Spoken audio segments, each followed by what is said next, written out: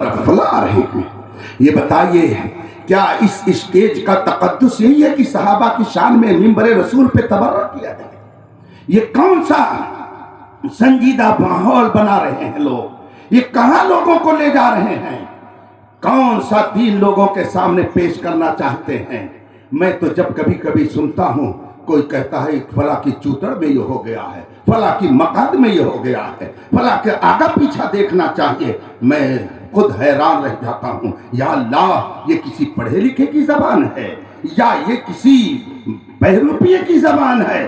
کسی پڑھے لکھے عالم کی یہ زبان ہے یا جاہل کی یہ زبان ہے؟ کیا پڑھا لکھا اسٹیج پر بیٹھ کر کے کسی کی تردید کرتا ہے تو اس انداز سے کرتا ہے؟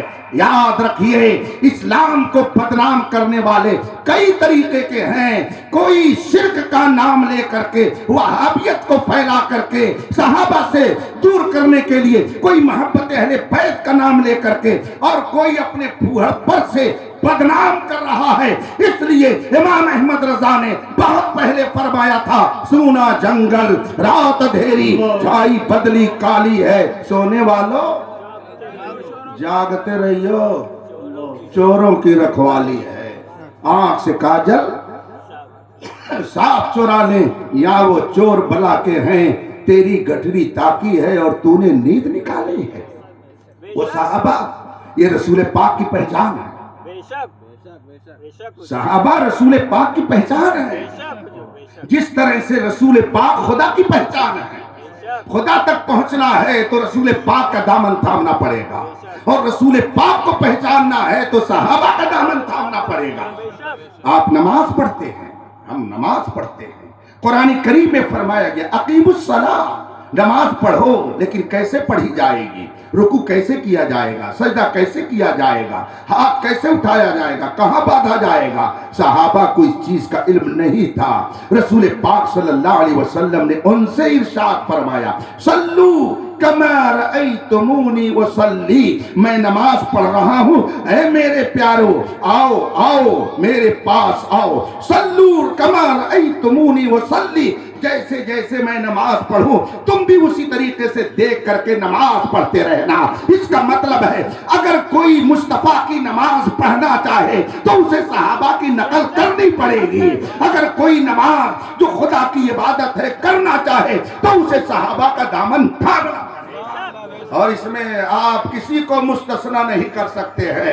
بات آ گئی تو حضرت امیر معاویہ ہی کی سن لیجئے، انہی کا ذکر سن لیجئے. بخاری شریف میں ہے، حضرت سیدنا ابن ابو ملیکہ فرماتے ہیں کہ حضرت عبداللہ ابن عباس رضی اللہ تعالی عنہ کے ایک غلام تھے. اتفاق سے انہوں نے حضرت معاویہ رضی اللہ تعالی عنہ کو وتر کی نماز پڑھتے ہوئے دیکھا. یہ بخاری شریف کی حدیث ہے. وتر کی نماز پڑھتے ہوئے جب دیکھا تو ان کی سمجھ میں نہیں آیا کہ یہ کس طرح سے پڑھ رہے ہیں. جب پہنچے حضرت عبداللہ ابن عباس کے پاس تو کیا عرض کرتے ہیں اپنے آقا حضرت عبداللہ ابن عباس رضی اللہ تعالی عنہما سے کہ میں نے معاویہ کو نماز وتر پڑھتے دیکھی، لیکن میری سمجھ میں نہیں آئی یہ بات کہ وہ کیسے پڑھ رہے تھے. جو ہی حضرت عبداللہ ابن عباس کے غلام نے یہ بات کہی، حضرت عبداللہ ابن عباس یہ کون ہیں؟ خاندان مصطفیٰ کے ہیں،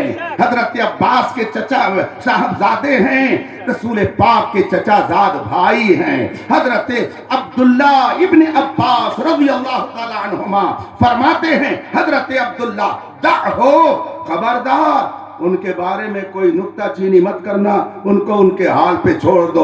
فَإِنَّهُ صَحِبَ رَسُولَ اللَّهِ صلی اللہ علیہ وسلم، انہیں کچھ مت کہو، ان کو ان کے حال پر چھوڑ دو. وہ جو نماز پڑھ رہے ہیں وہ اپنی طرف سے نہیں، وہ تو رسول پاک کے صحابی ہیں. صاحب رسول اللہ صلی اللہ علیہ وسلم، انہوں نے رسول پاک کی صحبت پائی ہے. وہ جو نماز پڑھ رہے ہیں اس کا مطلب ہے انہوں نے رسول پاک کو دیکھا ہے. تب یہ تو حضرت عبداللہ ابن عباس فرماتے ہیں، دعہو فإنہو صاحب رسول اللہ، چھوڑ دو، ان کے بارے میں کچھ مت کہنا، اس لیے کہ وہ صحابی رسول ہے.